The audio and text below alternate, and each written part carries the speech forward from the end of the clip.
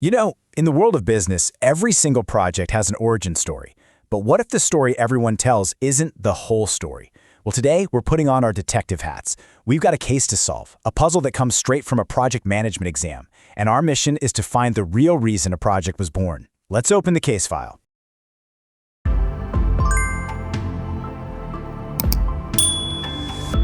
Think about it. Every project, big or small, starts for a reason. But it's so easy for that real reason, the most direct cause, to get buried under all the other noise and business pressures. Our puzzle today is to cut right through all of that and find that one specific trigger. All right, here is our case file. A manufacturer kicks off a brand new project. And what happened right before? They did something called a Lean Six Sigma value stream mapping exercise. Our job, as detectives, is to figure out the exact factor that led to this project. This is where the real work begins. Okay, so before we can start lining up suspects, we have to understand the clues.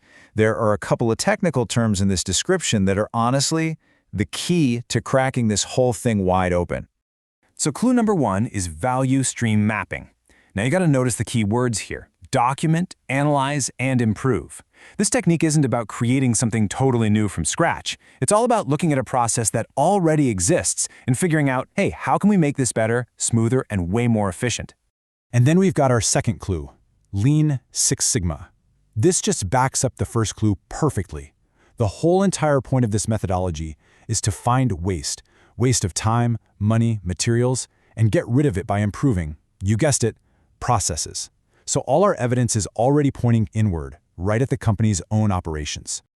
All right, with our clues decoded, it is time to meet the suspects. We have 4 potential reasons for why this whole project got started. And just like in any good mystery, at first glance, they all seem kind of plausible, don't they? So here's our lineup. We've got market demand, competitive forces, business process improvements, and stakeholder demands. One of these is our culprit. The other 3, they're just red herrings designed to throw us off the scent. It's interrogation time. Okay, now for the fun part. We're going to examine each suspect one by one and hold them up against the evidence we have from our case file. We need to strip away all the assumptions until only the truth is left standing. First up, we have market demand. Could a big surge in demand or changing customer tastes have kicked this whole thing off? It's a super common reason for projects to get started, so let's check the evidence. Yeah, market demand can absolutely drive new projects. Just think of a car company deciding to build a new electric vehicle. But our case file says nothing about that. It specifically says they were analyzing a production process. This is an inside job, not a reaction to the outside market. So, suspect number 1, you're free to go. Next up in the interrogation share, competitive forces. Did a rival company just launch a new product that forced our manufacturer's hand? This feels like a really strong motive, right? And this one is subtle, but it's absolutely crucial. Competition might be the background reason, the thing that made them want to be more efficient in the first place, but it wasn't the direct trigger. The trigger was the result of their internal mapping exercise. It's the difference between the motive and the actual action. So, sorry, suspect number 2, you're cleared. All right, next up, stakeholder demands. This one's plausible. Maybe a big shot investor or a board member was pushing for this change. Let's see if the evidence actually backs that up. Here's a critical rule for any investigation. You can't rely on information that just isn't there. The case file says nothing, zero, zilch, about stakeholders making demands. To assume they were involved is just making things up. We have to stick to the facts we have, and the facts just don't support this theory. Suspect number 3, you're out. So we've eliminated the imposters, we've followed the clues to their logical conclusion, and now it is time to reveal the true direct cause behind our manufacturer's project. And there it is, straight from the source. The case file literally tells us the company analyzed its production process and recommended improvements. It's right there in black and white. The project was born from an internal look in the mirror, not from some external pressure.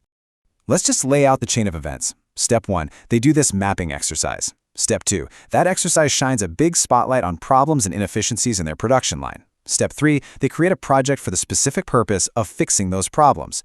The trail is crystal clear, and it leads to only one possible conclusion. Which of course brings us to our one and only remaining suspect: business process improvements. This project was started because the company wanted to get more efficient with its money, its people, and its materials, which is the exact goal of the Lean Six Sigma technique they used.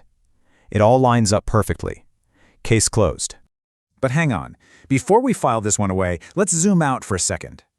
Why did we go through all this trouble to find the most direct cause? Why does this kind of detective work actually matter in the real world?